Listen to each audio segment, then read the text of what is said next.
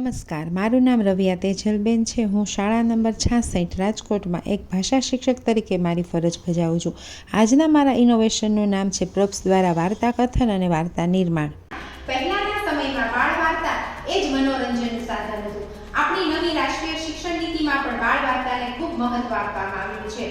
બાળકોના પાયાગત કૌશલ્યનો વિકાસ થાય એટલા માટે નિપુણ ભારત મિશન અંતર્ગત પણ વાર્તાને ખૂબ મહત્વ બાળ વાર્તા સ્પર્ધા દરમિયાન બાળકોએ ખૂબ જ ઉત્સાહપૂર્વક ભાગ લીધો, પરંતુ જ્યારે તેઓ વાર્તા કહેતા હતા ત્યારે તેનામાં આત્મવિશ્વાસનો અભાવ હતો, તેમાં આરોહ અવરોહ સાથે પણ વાર્તા કરી નહોતા શકતા અને જ્યારે વાર્તા લખતા હતા ત્યારે બાળકોની જોડણીની ભૂલ, તળપદા શબ્દોનો ઉપયોગ, ઘણી બધી મુશ્કેલીઓ જોવા મળી હતી।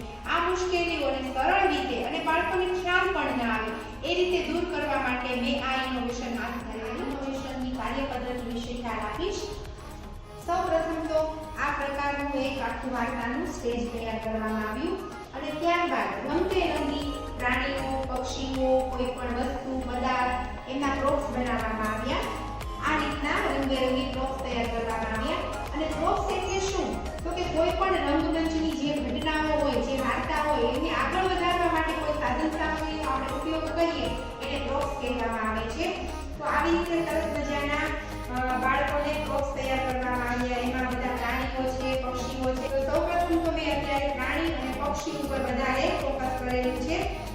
અહીં તમે જોઈ શકો છો કે ડુંગર છે, અહીં સસલું છે। આ રીતે સરસ મજાના પ્રોપ્સ તૈયાર કરવામાં આવ્યા અને ત્યારબાદ જ્યારે બાળકોને વાર્તા લેખન કરાવવામાં આવે છે, સૌપ્રથમ તો બાળકોને વાર્તા લેખન કરાવવામાં આવે છે ત્યારે આ બધા પ્રોપ્સ છે એમાંથી કોઈ પણ 2 અથવા 3 પ્રોપ્સ છે એ વાર્તા સ્ટેજ ઉપર મૂકવામાં આવે છે। દાખલા તરીકે અહીં આપણે જોઈએ તો અહીંયા કાર છે અને સાથે આપણે અહીંયા મૂકી દઈએ છીએ શિયાળ।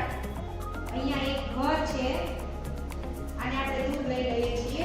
તો આ રીતે વાર્તા સ્ટેજ ઉપર શિયાળ છે, કાર છે, ફૂલ છે, તળાવ છે અને ઘર છે, આ રીતે પ્રોપ્સ મૂકવામાં આવે છે અને બાળકોને વાર્તા લખવાનું કહેવામાં આવે છે। ત્યારે બાળકો પોતાની કલ્પના શક્તિ, તર્ક શક્તિ પ્રમાણે વાર્તાનું નિર્માણ કરશે। એમાં આપેલા પ્રોપ્સ છે એમાં શિયાળનો ઉપયોગ કરશે, સાથે ઘર છે, કાર છે। હવે કઈ પોતાની કલ્પના પ્રમાણે, કડી પ્રમાણે કઈ રીતે જોડશે એ પ્રમાણે પોતે સરસ રીતે વાર્તાનું નિર્માણ કરશે અને જ્યારે બાળકો એ વાર્તા બનાવી લેશે ત્યારે એ વાર્તા પોતે બનાવેલી જે વાર્તા છે એનું જ વાર્તા કથન કરશે। વાર્તા કથન કરવા માટે એક સ્ટેજ પાસે આવશે અને જે વાર્તા બાળકે લખી હશે એ વાર્તા પ્રમાણે સરસ મજાની વાર્તા બાળકોની સ્ટેજમાં આવી અને પ્રોપ્સનો ઉપયોગ કરી અને બાળકો સરસ મજાની વાર્તા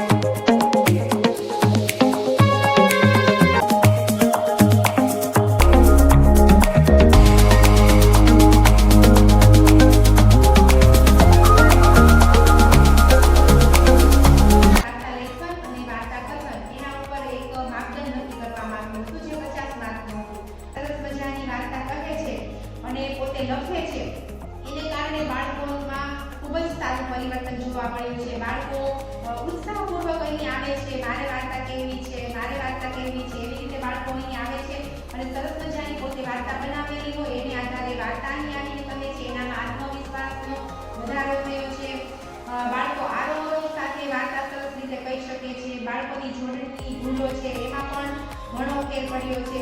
તો આ રીતે પ્રોપ્સ દ્વારા જ્યારે વાર્તા કથન કરવામાં આવે છે અને વાર્તા લેખન કરવામાં આવે છે ત્યારે બાળકોને રમતા રમતા ખૂબ સારી રીતે વાર્તા કહેતા શીખી ગયા છે અને બાળકોએ સરસ મજાની જે વાર્તાઓ લખી છે ધોરણ 6 થી 8ના બાળકો, એના માટે એક સરસ મજાનો બાળ વાર્તાનો અંક પણ તૈયાર કરવામાં આવ્યો છે।